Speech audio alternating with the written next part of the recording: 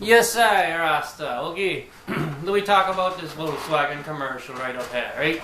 Just be like looking into a mirror for myself, man. I watching this thing and be like, what? That is I, man. That is I. You know what I mean? That's the way I is. I study enough consciousness, enough metaphysics, enough awareness, man. I live me life, man. Put a smile on people's face, and you get what you put out, right? I use the law of attraction to, to be happy all the time and feeling good, I don't Monday in the elevator, oh well, right?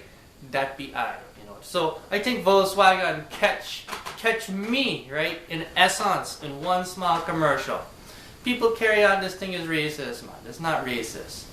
This is the way I is. Let Volkswagen know. There'll be one white Jamaican man, one island white man out there that think you following here around when you watch this commercial. Let everybody tell Volkswagen, that is me, man. I should be a representative.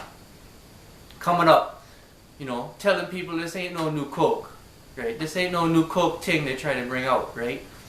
This thing is a true thing. This be a funny commercial. This be I. This is who I is in a nutshell, right? The way I walk. I even own the yellow tie and the white shirt before I seen the commercial, man.